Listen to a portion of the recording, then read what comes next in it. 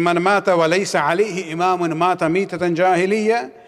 This actually has been narrated by a Sunni scholar of Hadith even before Imam Bukhari, Ibn Abi Asim, and he is a book known as Kitab al-Sunnah. Under this Hadith, Sheikh Albani writes very clearly, Isnaduhu Hasan wa rijaluhu siqat. The sanad of this Hadith is good and the narrators are reliable. Now when you look at this, you come to realize, okay, Shias and Sunnis, at least on the concept of this bay'at of the Imam of the time, agree on it. You know, these people who would like to reform us, they say, well, if you go and ask the Sunnis, what is the meaning of this hadith? That if somebody dies that doesn't know the Imam of his time, this fellow says that, oh, it means, the Sunnis say that it means Rasulullah. So it is about doing bay'at of Rasulullah. Now come on, even Sunnis wouldn't accept that explanation. Even Albani, in the commentary of this, one of these hadiths, he says, you know, somebody who doesn't have the bay'at of Khalifa of the Muslimin. This hadith is very clear. It is not talking about Rasulullah. It's talking about bay'at of the Imam of the time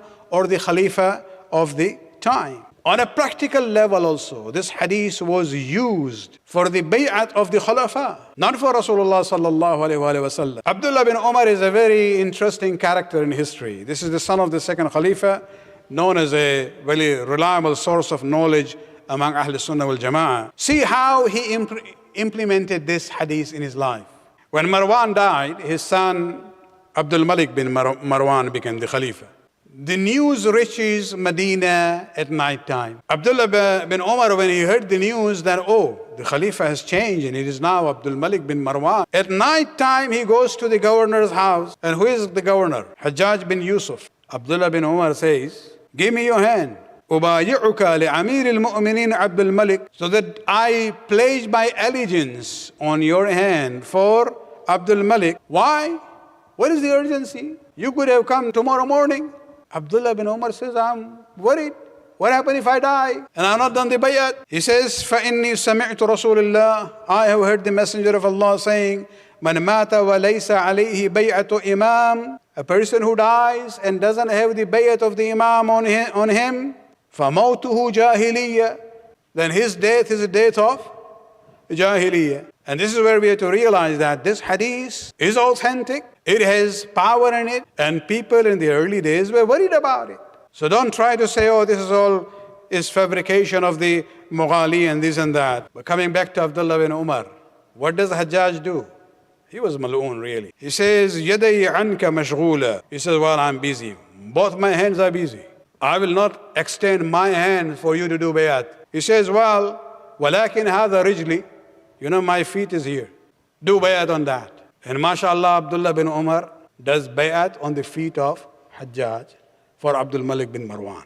मेरा सवाल मुसलमानों से ये है कि शिया सुन्नी सब मानते हैं कि अगर कोई शख्स इस दुनिया से जाए और उसके सर पर बैत न हो, उसने न माना हो अपने इमाम वक्त को, तो उसकी मौत जाहिलियत की मौत है। ये बताइए कि जनाब फातिमा की जो डिमाइस हुआ है, उनकी उस मौत को क्या क्लासिफाई करेंगे आप? इसलिए कि सही बुखारी की रिवायत के मुताबिक फातिमा ने बैत नहीं की अबू बकर की। न सिर्फ फातिमा ने, एटलीस्ट उस 6 महीने के लिए शिया सुन्नी सब मुत्तफिक हैं कि अली और फातिमा ने अबू बकर की बैत नहीं की। फातिमा की वफ़ात हो जाती है उसी हालत में। अली के बारे में सुन्नी कहते हैं हाँ, उन फातिमा की वफ़ात के बाद अली ने बैत कर ली। खैर वो भी एक कंट्रोवर्शियल इशू है, we can talk about it some other time.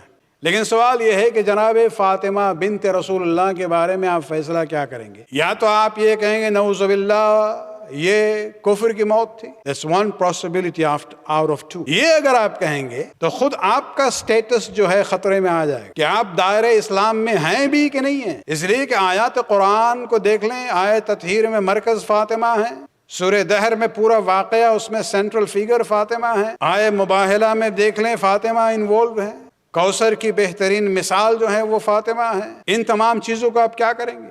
وہ فاطمہ جس کے بارے میں رسول اللہ یہ کہیں کہ جو اسے غضبناک کرے اس نے مجھے غضبناک کیا ہے، اور جو مجھے اذیت پہنچاتا ہے وہ اللہ کو اذیت پہنچاتا ہے۔ اس میں اگر آپ کا فیصلہ اگر یہ ہے جواب، تو آپ خداوند عالم کے غضب اور لعنت میں شامل ہو جائیں۔ You are left with only other logical conclusion کہ فاطمہ کی موت کفر کی موت نہیں تھی، اس کا مطلب یہ ہے کہ ابو بکر کی خلافت حق پہ نہیں۔ یہ جو حدیث ہے اس کے بہت فار ریچنگ امپلیکیشنز ہیں۔ فاطمہ کا وجود خود دلیل ہے علی کے حقانیت کی۔ اللهم صل على محمد وآل محمد